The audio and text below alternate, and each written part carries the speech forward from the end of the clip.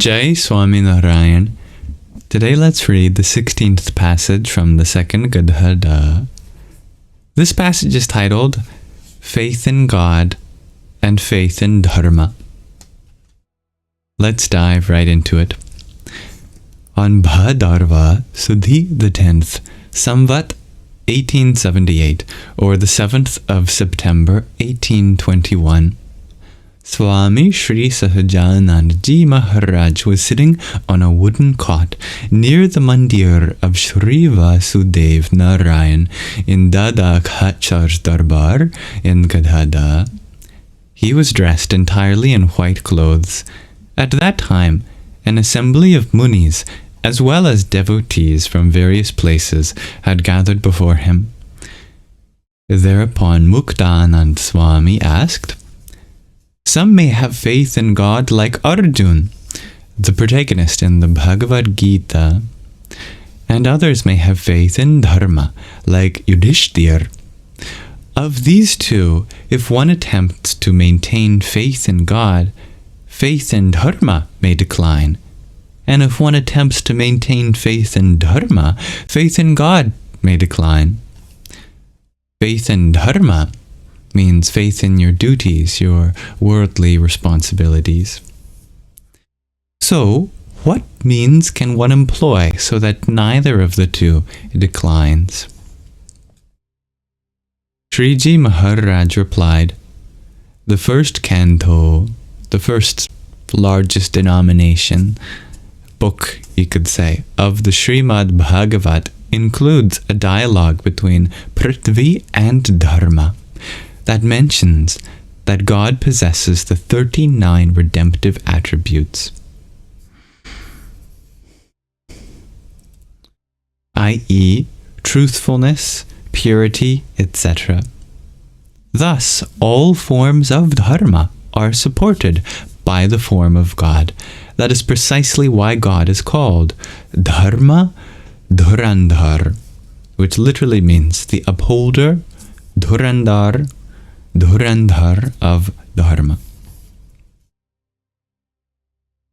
I find it beautiful that the dialogue is between characters titled Prithvi and Dharma, which are names for the earth and, of course, righteous duty, as we had described. Also, in the first canto of the Srimad Bhagavat, the Sanakadik Rishis asked Sut Purani, "In whom did Dharma seek refuge after Sri Krishna Bhagwan, who was the shield for Dharma, reverted to his abode?" Thus, Dharma takes refuge only in God's form. That is why, when a person keeps faith in God's form, God comes and dwells in the person's heart. Consequently, Dharma also dwells in their heart. Therefore, faith in Dharma naturally develops in one who possesses faith in God. However, if one maintains faith in Dharma alone, then faith in God will decline. It is for this reason that one who is intelligent should certainly maintain resolute faith in God, since thereby faith in Dharma will also remain firm. Thereafter, Muktanand Swami asked another question. Can the desires for the Panch Vishayas, the experiences of the five senses, be conquered by Vairagya, by dispassion towards materialistic things, or can they be conquered by other means? And by the way, you are always encouraged to answer what you think the answer to this question is in the comments section below. It's absolutely okay if your answer doesn't align with Sriji Maharaj's. It's just a great opportunity to express your understanding and contrast it. Sriji Maharaj answered, "Whether or not one has vairagya, if one diligently observes the Niyamas prescribed by God. These are the niyamas are the list of observances in the second limb of the Ashtanga yogic system, the 8 limbs of yoga. Then the desires for the panch vishayas can be conquered. The niyamas include shaucha, purity, cleanliness, santosha, contentment, gratitude for the things you already have, tapas, discipline, austerity, svadhyaya, which is reflection, especially self-reflection on past behavior, self-study, being learned in the scriptures, and Ishvara Pranidhana, which is having faith in the divine, a self bigger than yours. He continues, with vairagya, a great deal of effort is required to withdraw one's vritti, thought force, from sounds, and even then, the ears can still hear. If, however, the ears are simply plugged, then naturally no sounds will be heard. Similarly, if one does not touch anything inappropriate, one automatically conquers touch. In the same way, if one does not look at anything improper, one automatically conquers sight. Also, when there is delicious food, if one mixes it together and adds water therein, and one controls one's diet, then the sense of taste will automatically be conquered. If one blocks one's nose when there is an alluring smell, one also automatically conquers the sense of smell. In this manner, the panch vishayas can be conquered by observing niyamas. However, if a person does not observe these niyams, and I should add that Sriji Maharaj appears to be describing niyamas in a more general sense, not specifically the 5 niyamas, but, he has described 5 niyamas according to the senses, but not the 5 niyamas in niyama yoga. Yama generally refers to a conduct, and niyama refers to going beyond a certain conduct. Ni is a prefix in Sanskrit that essentially goes beyond whatever the object it attaches to. However, if a person does not observe these niyamas, then regardless of how intense their vairagya may be, or how much jnana, knowing wisdom, they may possess, they will not remain stable in any way. Therefore, the only means to overcome the desires for the panch vishayas is to follow the niyamas prescribed by God. Furthermore, for those who have little vairagya, remaining within niyamas is the only way to be saved. Just as an ailing person can only be cured if they controls their diet and completes their course of meditation. Or did I say meditation? Medication. But meditation is a great form of medication. Would you agree? Medication for the soul. Thereupon, Akhandanand Swami asked, an ailing person has a fixed number of days over which they must follow their course of medication. Similarly, is there a definite time period for which one must endeavor to attain liberation? Beautiful question. Sriji Maharaj explained, it takes a person who has feeble shraddha, feeble faith or trust, many lives to reach the culmination of their spiritual endeavors. In fact, the Bhagavad Gita states in the 45th verse of the 6th chapter, Aneka janma sansiddhastato yati param gatim, which means, or Sriji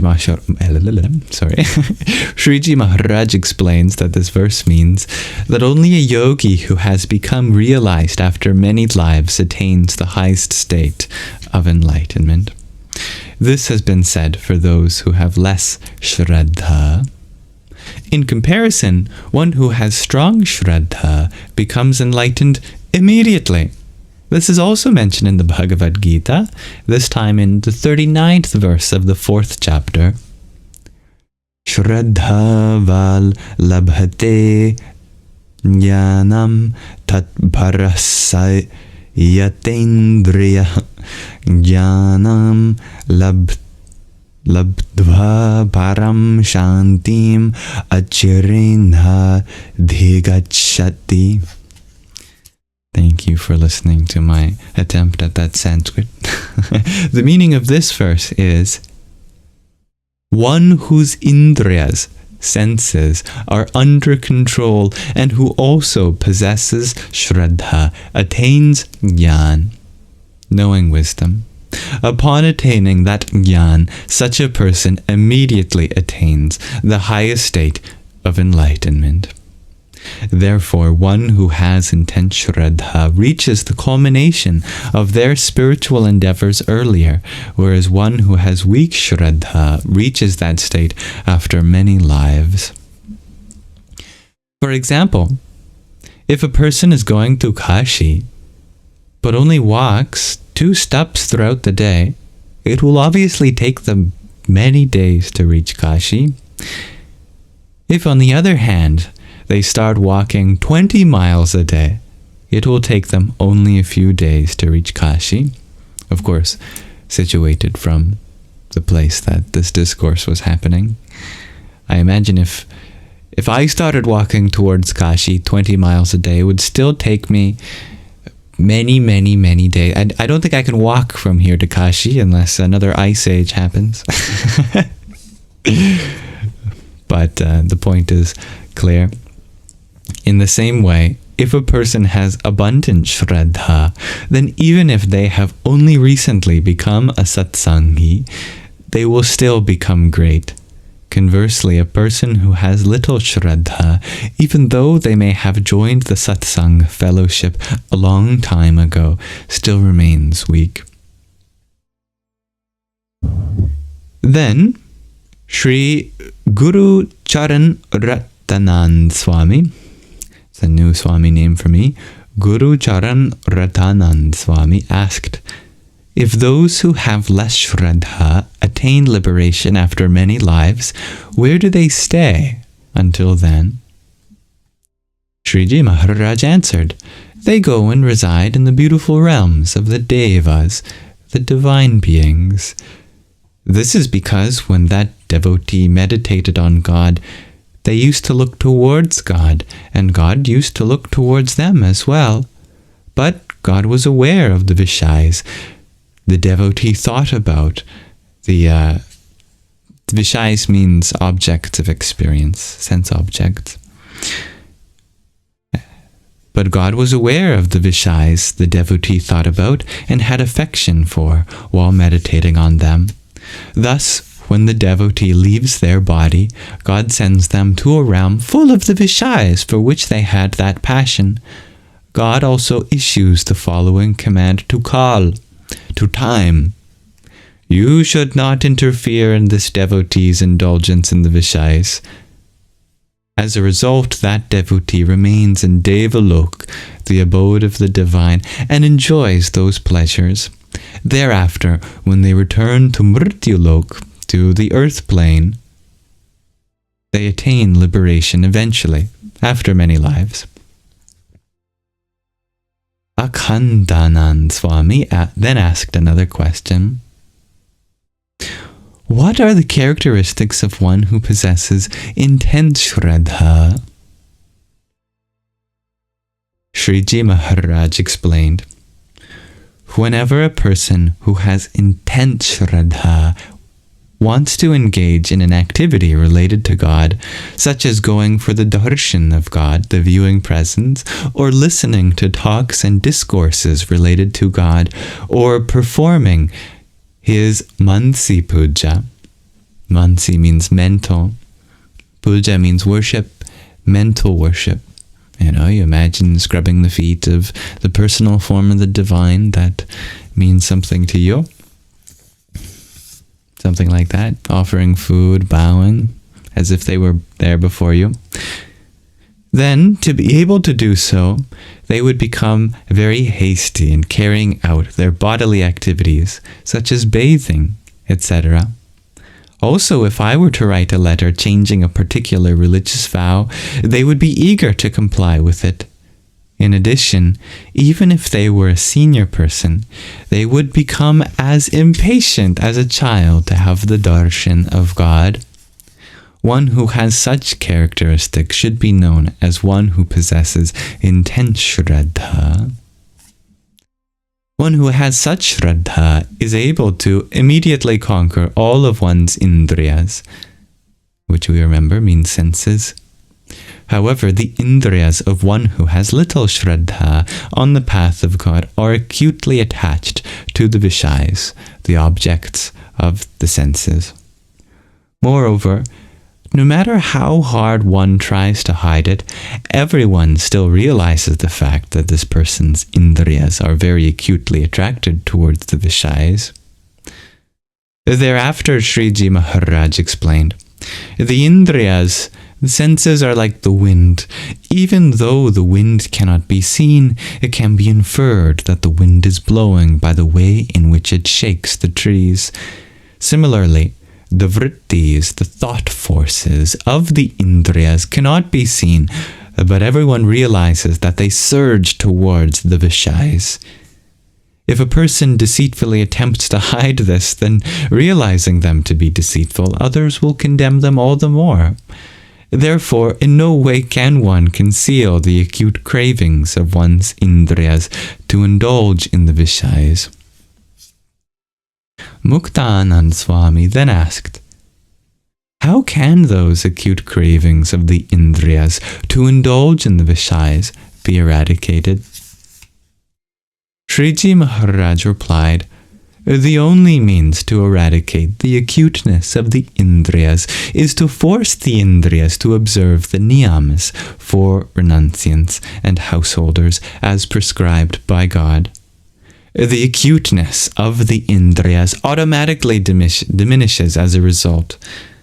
When one does not allow the 5 indriyas, i.e. the ears, the skin, the eyes, the tongue, and the nose, to wander, the diet, so to speak, of the indriyas becomes pure, after which the anthakarana, the inner faculties, inclusive of the mind,